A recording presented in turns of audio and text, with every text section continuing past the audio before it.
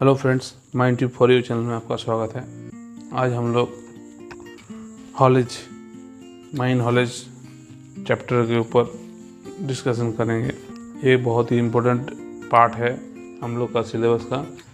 इससे बहुत ज़्यादा क्वेश्चन पूछे जाते हैं हर एक कॉम्पिटिटिव एग्ज़ाम में, DGMS के एग्ज़ाम्स में।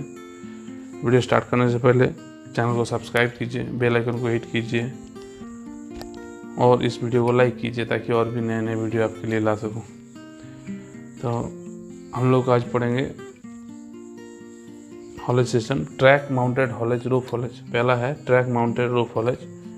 हॉलेज सिस्टम को हम लोग अगर ब्रॉडली डिस्क्राइब करेंगे तो 3 तरह का है।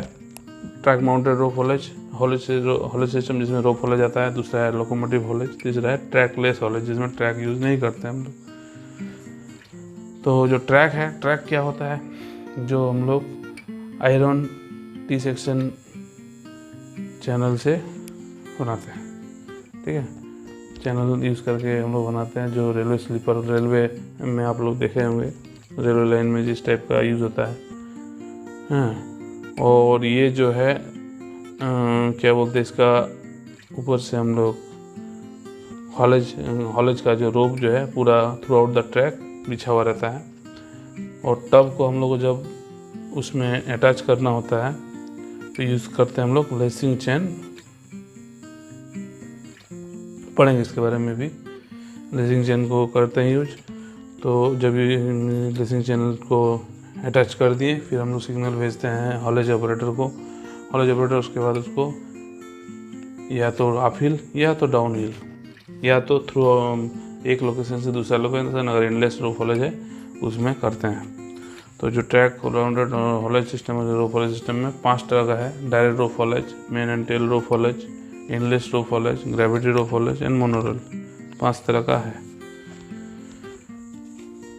तो इसके बाद लोकोमोटिव हॉलेज में आता है। तो ये डीजल लोकोमोटिव, बैटरी लोकोमोटिव हम लोग को समझ में आ रहा नाम से। डीजल लोकोमोटिव डीजल ऑपरेटेड होता है। डीजल उसमें डालना पड़ता है उसका पावर देने के लिए। बैटरी लोकोमोटिव, बैटरी को चार्ज करके हम उसको यूज़ करते हैं। Trolley wire locomotive, cable locomotive, compressed air locomotive, steam locomotive. तो मेनली हम लोग डीजल और बैटरी टाइप जो है अंडरग्राउंड में डिस्कशन करेंगे। बाकी जो है रूफ हॉलेज के और हम लोग पढ़ेंगे। ट्रैकलेस हॉलेज भी है जहाँ हमको ट्रैक का दरकार नहीं है। अगर उस जगह में सूटेबिलिटी अच्छा है और ज़्यादा हमको रिक्वायरमेंट है प्रोडक्शन का, उस केस में हम लोग conveyor belt conveyor, chain conveyor, scale conveyor, जो भी वहाँ एप्लीकेबल होगा उसको हम लोग यूज़ करेंगे as per situation, as per place. उसको छोड़कर spiral shoots, gravity transportation mainly surface में यूज़ होता है। Hydraulic transportation, pneumatic transportation, wheel mounted equipment जैसे स्टार्टल कार। ये व्हील माउंटेड जो इक्विपमेंट्स है ये मेनली कहाँ यूज़ होता है? जहाँ CM सेक्शन है वहाँ पर हम लोग इसको यूज़ करते हैं। स्टार्टल कार, LHD हम लोग का सेम, जहाँ भी हम टब सिस्टम रखेंगे वहाँ लोड करने के लिए LHD SDL यूज़ करते हैं। व्हील माउंटेड इक्विपमेंट में आता है ये। एरियल पावर में, रोपेर में आता है mono cable, bi cable, scraper, slusher, ये भी हॉलिंग में आता है। तो अभी हम लोग पढ़ेंगे जो हॉलेज मोटर है उसका टाइप एज पर क्लासिफिकेशन। जो हॉलेज में मोटर यूज़ होता है वो मेन पार्ट है कोई भी हॉलिंग सिस्टम का। तो उसको हम लोग पढ़ते हैं कि किस में कौन कौन सा मोटर लगता है। तो किस में मतलब direct rope haulage, main and tail rope haulage, endless rope haulage, gravity rope haulage and monorail. ये 5 अलग अलग किस्म के हॉलेज सिस्टम, हॉलेज मशीन में ये कौन कौन सा मोटर हम लोग यूज़ करते हैं, इस बारे में इस छोटे से डिस्कशन करेंगे। तो all two haulages and electric haulages may be driven by steam or by compressed air. The most usual drive is by means of an electric motor. DC shunt motor suitable for small endless rope hauling। अगर strike length कम strike length में ना कम pillars with in, ये mainly हम लोग endless रोप haulage strike में use करते हैं, strike direction में। अगर हमको 10 पिलर 15 पिलर का डिस्टेंस में इसको हमको कोई हॉलेज सिस्टम मेंटेन करना है तो उस केस में हम DC शंट मोटर यूज़ करेंगे उस हॉलेज में। DC compound motor with light series winding ये कब यूज़ करेंगे? जब suitable for the larger endless rope haulages and the load being applied through a friction clutch. उसको फ्रिक्शन क्लच से हम लोग देंगे। 3 नंबर है डीसी सीरीज मोटर और ए compound motor with heavy series winding suitable for direct rope or main and tail haulage where a heavy starting torque must be developed। DC series motor use करेंगे कहाँ, या और compound motor कहाँ use करेंगे, जहाँ heavy series winding हम लोग use करें देंगे, जहाँ पर suitable for direct rope and main and tail haulage, वहाँ हम लोग इसको यूज़ करेंगे। तो डीसी सीरीज मोटर और compound motor with heavy series winding ये टाइप है, इसको हम लोग यूज़ करेंगे मेनली कहाँ, direct rope haulage, main and tail rope haulage. तो ये कब हमको ज़्यादा फ़ायदा रहेगा, जब हमको स्टार्टिंग टॉर्क हाई चाहिए। जैसे डायरेक्ट रोप हॉलेज में क्या होता है, ऐसा फील लाना है टब्स को, सेट ऑफ टब्स इस तरह जाना है, 10 को है, ठीक है, यहाँ हॉलेज है, तो इसको खींचना है,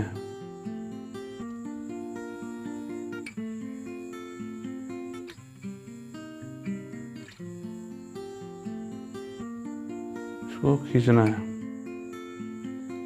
तो इन दैट केस क्या करना है, हमको जब इनिशियल हमको लोड देना होता है, एक बार जब मोमेंट पकड़ लेता है तो हमको लोड घट जाता है, लेकिन इनिशियल जो यहाँ लोड है वो बहुत हाई रहेगा, क्योंकि डाउन हिल में है, अगेंस्ट ग्रेविटी लाना है।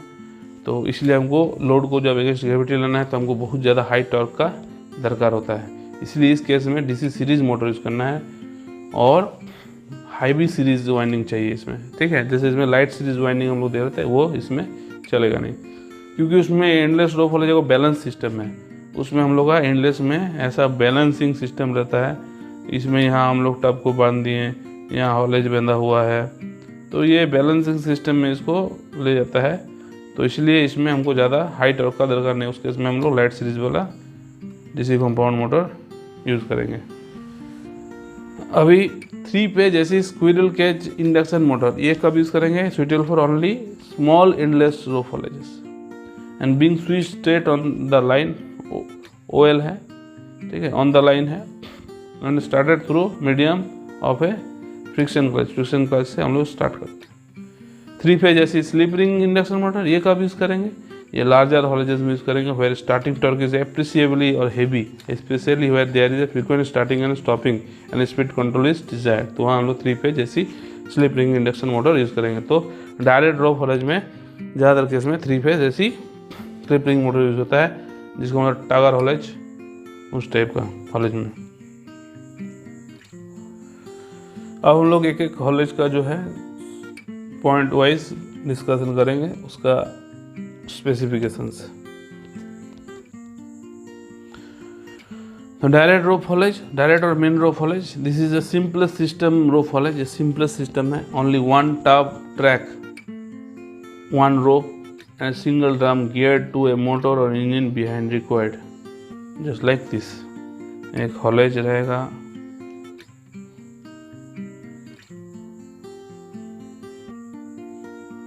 इसमें एक मोटर दिया रहेगा, कपलिंग रहेगा, वह रोप रहेगा, और हम लोग यहाँ पर हम लोग टब्स को बांधेंगे।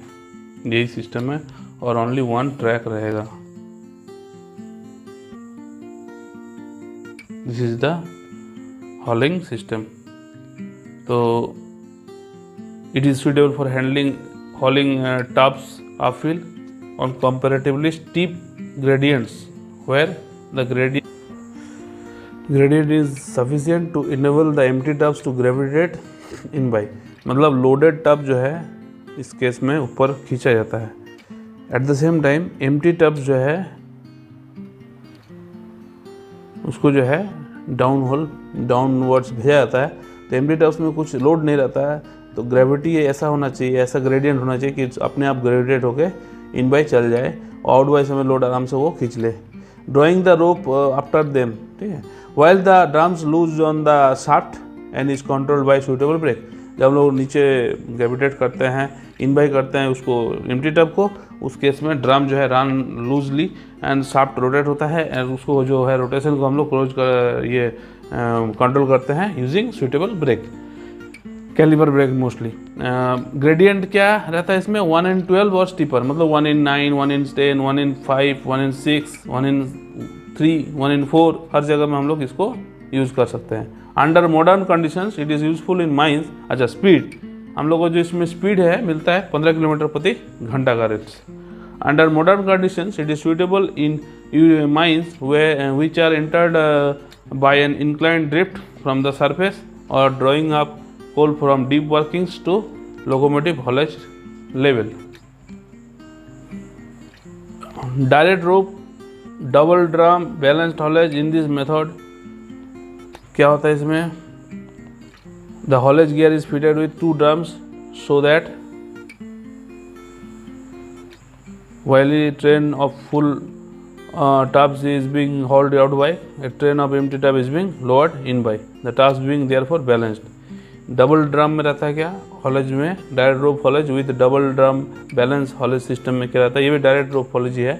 इसमें एक और ड्रम दिया जाता है जिससे हम लोग खाली को भेजते हैं इन बाय, और जो इसको है लोड को है आउट बाय खींचते हैं, मतलब surface towards surface.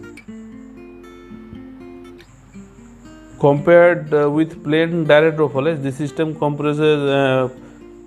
possesses the following advantage: reduce peak power demand। तो जो इनिशियल हम लोग पीक पावर चाहिए इसको खींचने के लिए वो हम लोग घट जाता है, क्योंकि इधर में हम लोग एमटी को भी भेज रहे हैं, ठीक है, डिस्ट्रीब्यूट हो जाता है, बैलेंस हो जाता है। Higher output capacity, more regular delivery of full tubs.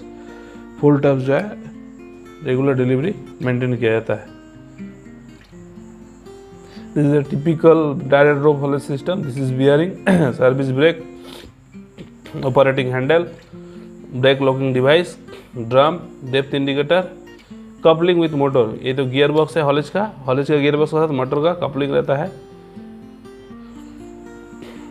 तो ये डायरेक्ट रोप हॉलेज है। इधर से आपका जो रस्सा है वो ऐसा वाइंडिंग किया हुआ रहता है। तो जब लोडेड आता है तो ये वाइंडिंग बढ़ता है, जब खाली छोड़ता है तो ये वाइंडिंग डिवाइंडिंग हो के 1-2 टर्न्स इसमें रह जाता है ड्रम में। Thank you.